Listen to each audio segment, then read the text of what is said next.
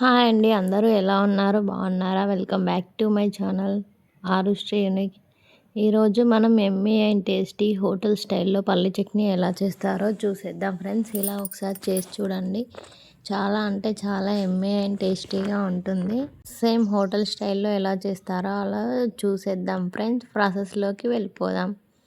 ఇక్కడ మనమైతే ముందుగా ఒక బౌల్ తీసుకొని అందులో పల్లీలు తీసుకొని దోరగా వేయించుకోవాలి. నెక్స్ట్ ఇంకొక బౌల్లోకి పచ్చిమిర్చి తీసుకొని వాటర్లో ఉడికించుకోవాలి.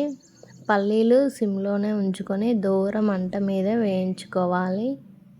చూడండి వీడియోలో చూపిస్తున్నట్లుగా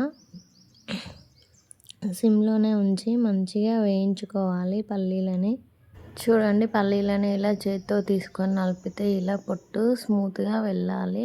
అలా వేగే వరకు సిమ్లోనే వేయించుకోవాలి. సిమ్లోనే వేయించుకోవడం వల్ల పల్లి లోపల వరకు కూడా బాగా వేగి చట్నీ పచ్చివాసన రాకుండా ఉంటుంది. ఇప్పుడు వీటిని మిక్సర్ జార్లోకి తీసుకొని చల్లార్చుకోవాలి. చూడండి ఇక్కడ మనకి పచ్చిమిర్చి కూడా ఉడికిపోయాయి. పచ్చిమిర్చి అయితే మీరు కారానికి తగినట్టుగా తీసుకోండి. ఇప్పుడు అదే ప్యాన్లోకి కొంచెం కరివేపాకు కూడా వేసుకొని కరివేపాకు కూడా దోరగా వేగే వరకు వేయించుకోవాలి. ఇలా అయితేనే మనకి సేమ్ హోటల్ స్టైల్లో లాగా టేస్ట్ వస్తుంది. నెక్స్ట్ ఈ కరివేపాకును కూడా మిక్సర్ జార్లోకి తీసుకోవాలి.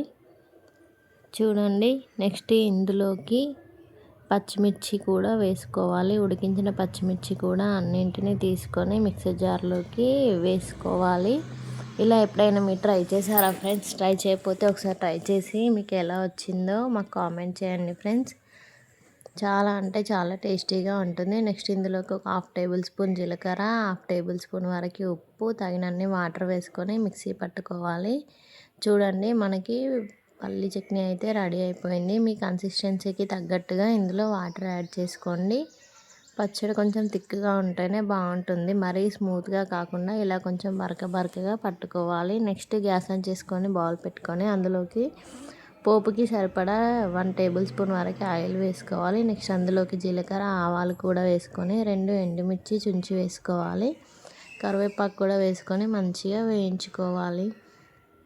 అంతే అండి, యమ్మీ అండ్ టేస్టీ హోటల్ స్టైల్ పల్లి చట్నీ అయితే రెడీ అయిపోతుంది. ఇందులోకి వెల్లుల్లి, చింతపండు కూడా వేయనవసరం లేదు. చాలా అంటే చాలా టేస్టీగా ఉంటుంది. ఒకసారి మీరు కూడా ట్రై చేయండి. నెక్స్ట్ ఈ పోపులోకి మనం మిక్సీ పట్టి పెట్టుకున్న పల్లి చట్నీ వేసుకొని కలుపుకోవాలి. అంతే అండి, యమ్మీ అండ్ టేస్టీ హోటల్లో చేసే పల్లి చట్నీ అయితే రెడీ అయిపోయింది. మీకు ఎలా అనిపించిందో కామెంట్ చేయండి ఫ్రెండ్స్. మా వీడియోస్ మీకు ఫస్ట్ టైం చూస్తున్నట్లయితే లైక్ చేయండి, షేర్ చేయండి, కామెంట్ చేయండి, సబ్స్క్రైబ్ చేసుకోవడం మాత్రం మర్చిపోవద్దు. నెక్స్ట్ బౌల్లోకి వేసుకొని సర్వ్ చేసుకోవడమే. Thanks for watching. Please keep supporting. మళ్ళీ ఇంకో మంచి వీడియోలో కలుద్దాం. Bye friends.